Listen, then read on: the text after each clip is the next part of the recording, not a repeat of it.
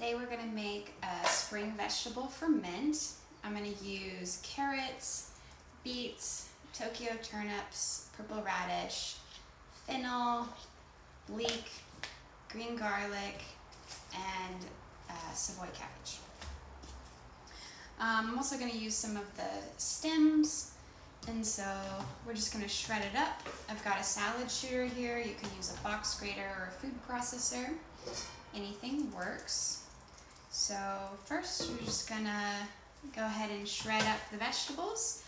Everything's been washed. My area has been sanitized. Got clean hands, so it's important to work with a clean workspace. All right, here we go.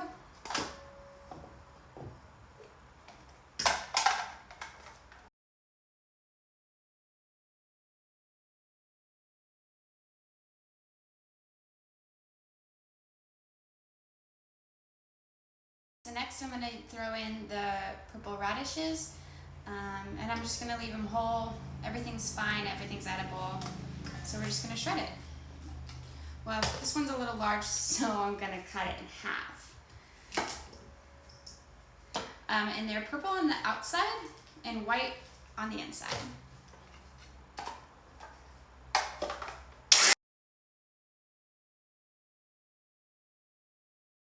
Another big one, just going to go ahead and slice it in half. Roll it in.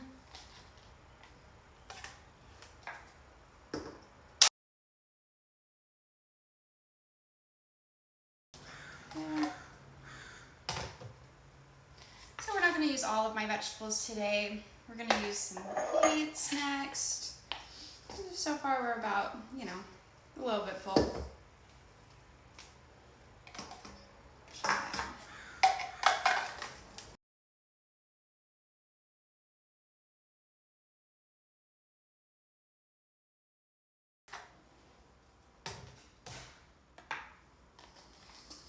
So the beets are a little hard to go through, so I'm just going to cut these in half, give it a little head start. The beets are really earthy. I love beets. And they're going to put off this gorgeous fuchsia color. Everything's going to be dyed, which is the main reason that I actually am adding these, because I want this bright purple ferment. Always thinking about colors and pairing them with my food, and fermenting is a great way to add in colors that you wouldn't necessarily get. Okay, just gonna clean this out, grab a spoon.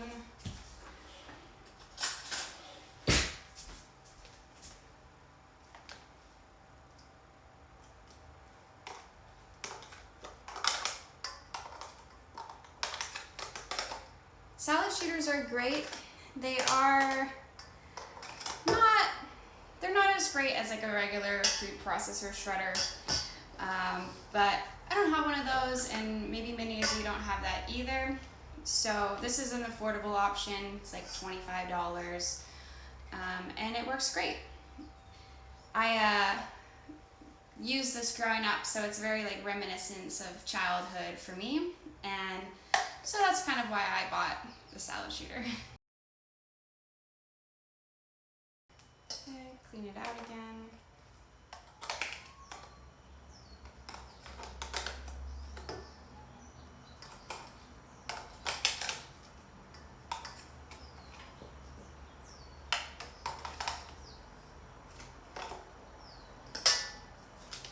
Okay, I'm also just gonna check the inside.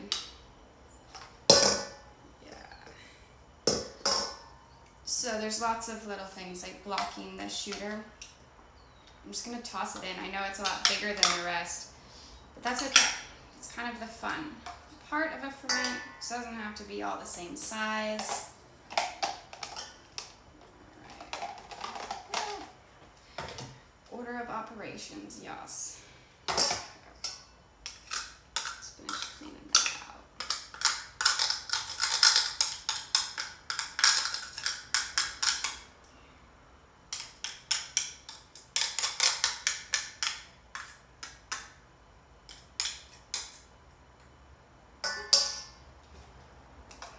That back in. in. So beets do stain. And if you have gloves, I definitely would recommend wearing them. I do not, that's okay. I'm just gonna have nice, bright hands today. All right, so I just have one more beet left. So much better. So it's okay, sometimes you just need to stop what you're doing and pay attention to what you're using. And so I just noticed my device was not working up to par, so I stopped and cleaned it out. Okay, so these are Tokyo turnips going in.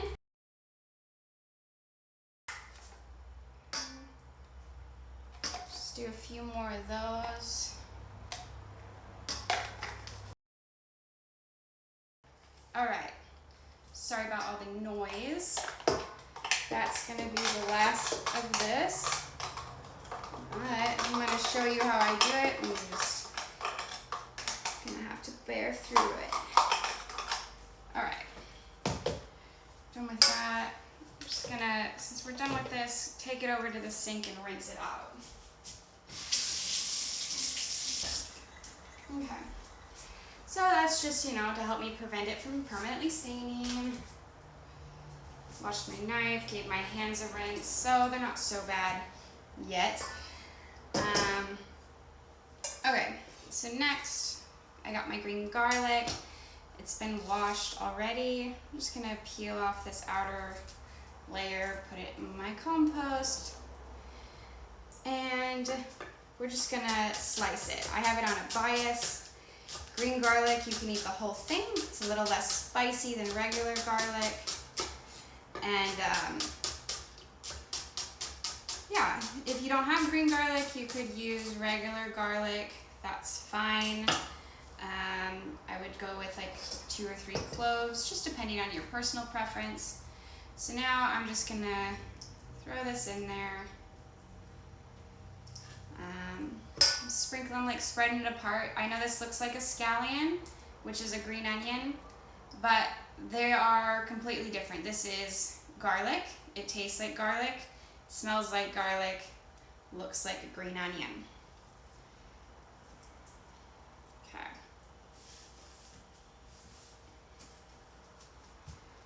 All right, that's enough for me.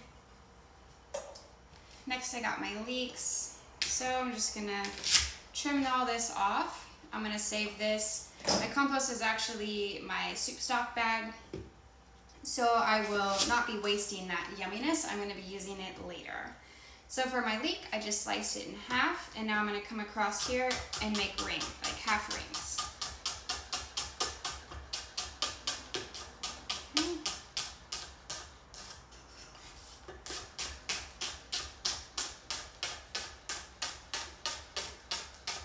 Making a little bit of a mess. It's okay. It's the fun of cooking. Right. So, just gonna swipe all of this into my bowl.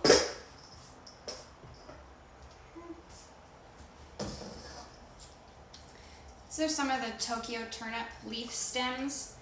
I'm just gonna slice those up. They're kind of spicy. If you have had a mustard green, it's very similar. Just adding a little flavor, a little different texture. This is the beetroot stems. Same. If you're wondering where the leaves are, I'm actually going to make a spring green leaf ferment next. So stay tuned.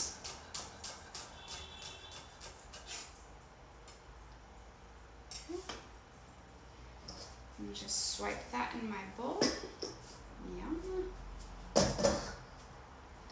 Got fennel here. Just gonna chop off all my fronds, saving them. So I have a jar here. Just gonna put that there. Cut my fennel in half. And I'm gonna cut it in half again. And now I'm also just gonna thin slice this. So I'm not putting this in the salad shooter. I don't think it would do as well. and it's not that much to cut up. Let's do the whole thing here.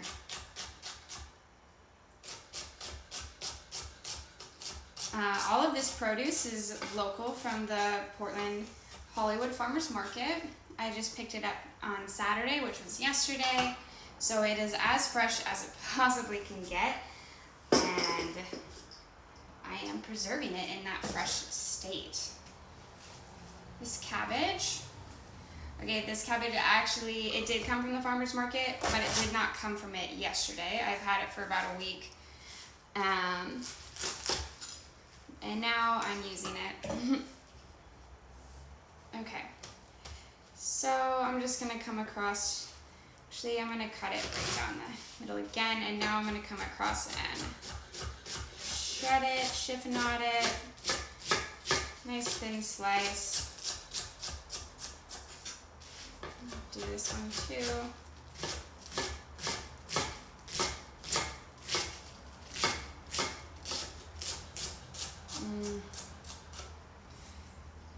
This definitely is one of my favorite things to make, is fermented anything. This is my first time with this combination of veggies, but I know it's gonna be delicious. All right, so next I have my salt. I'm using pink Himalayan salt, and so this is just a tablespoon, and I'm gonna start with 2 tablespoons. Okay, here we go, and I'm just gonna massage this.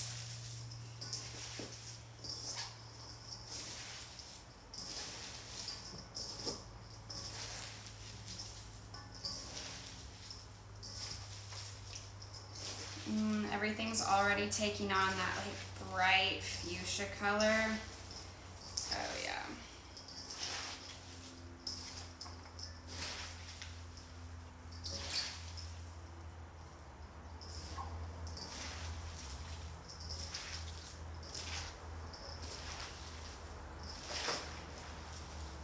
Okay. Really massaging it in. All this liquid's gonna leach out. We want that. It's gonna be its like natural brine. Okay.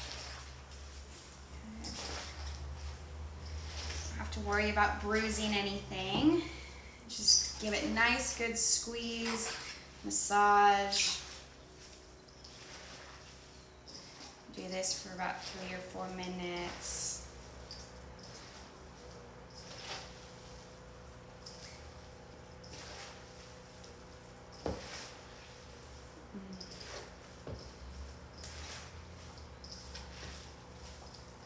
Already leaching out tons of liquid.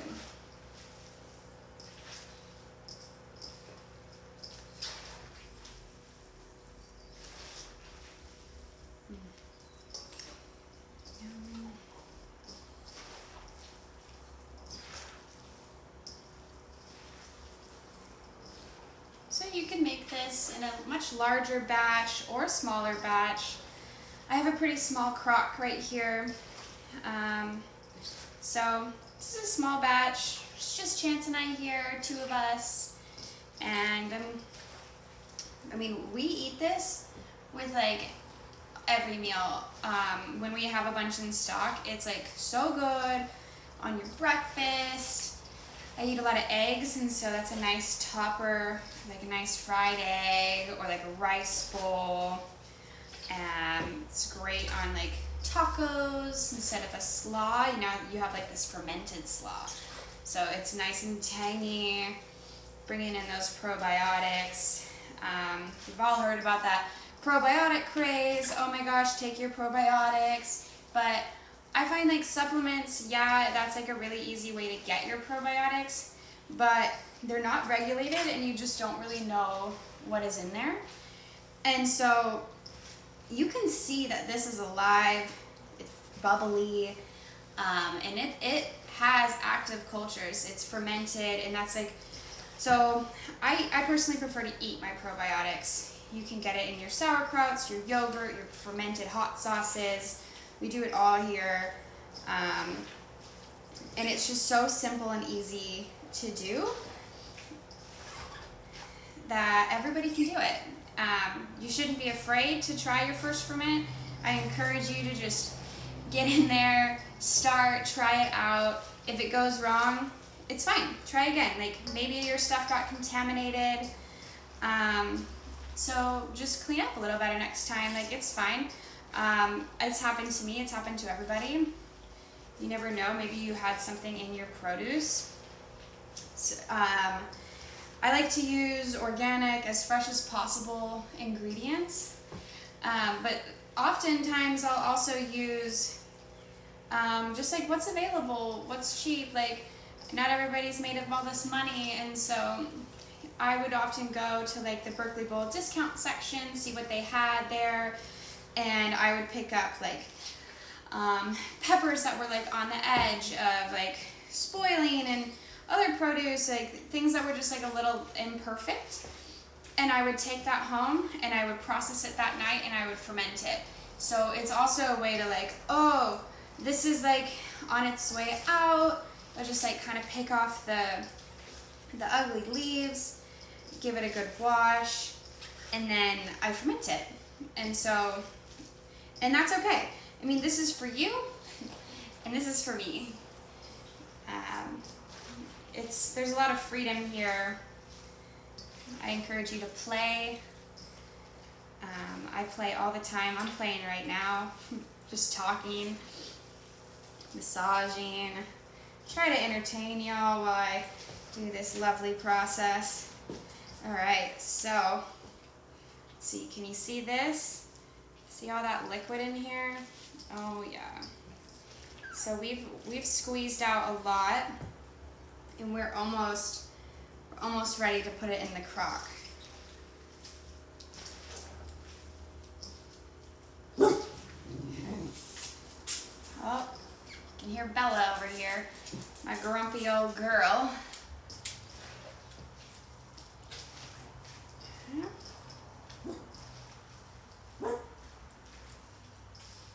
All right, I think we're good here. So just gonna wipe off as much as possible into this bowl.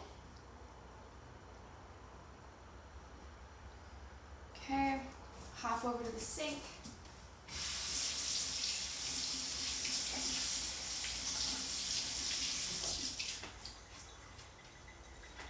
And you know what? My hands aren't that bad. So, this is my crock. You can also use mason jars. I used to ferment in mason jars all the time. I'm actually gonna do a ferment after this in mason jars. This one's my favorite size to use. They're about the same size. So I encourage you to use a mason jar if you don't have a crock. And so now I'm just gonna put this in.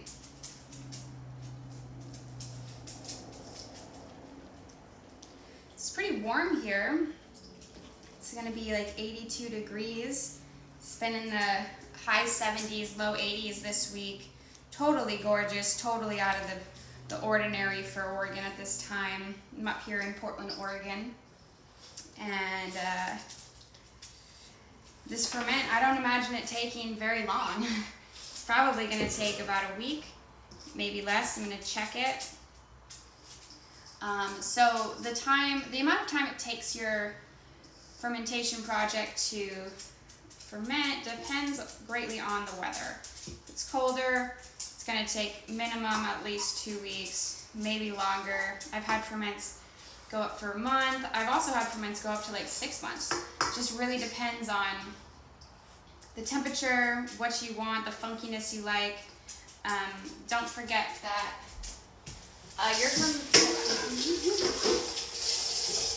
So don't forget that your ferment will continue in the fridge. It is alive. It just slows down that process. So a lot of times I'll ferment on the counter, and then after a couple weeks I'll taste it, and then I'll let it finish in the fridge. So I'm just pressing it down, trying to get the ferment covered by this liquid.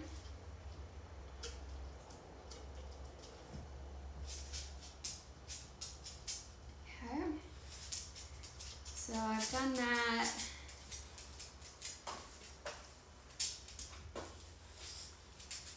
It's nice. Just rinse my hands again.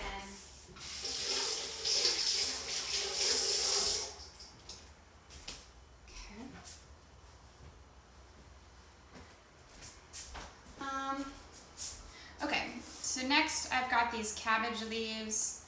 It's a little dirt on here. I'm just gonna cut that off. Okay. I'm actually just gonna rinse them.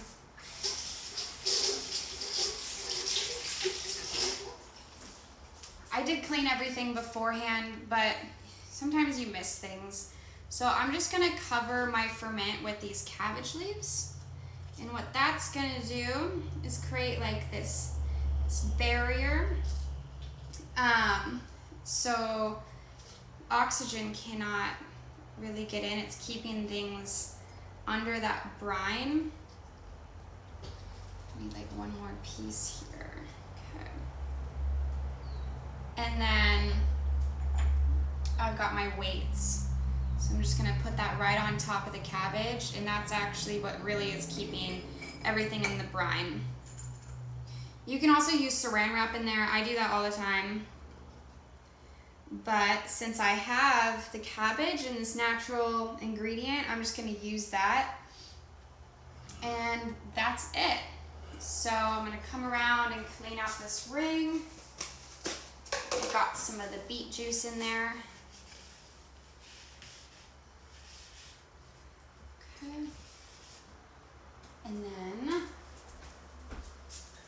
I've got my lid. I'm gonna fill up with water. Okay. So you put the lid on. Take this, you pour your water, and what this is doing, it's creating a seal so that nothing can get in, but some gases can escape. And that's it. This is my spring vegetable ferment. I hope you enjoy. If you try it, go ahead and comment. I'd love to hear your feedback. If you have any questions, go ahead and send me a DM, and I will do my best to get back to you timely. And enjoy. Thank you for watching.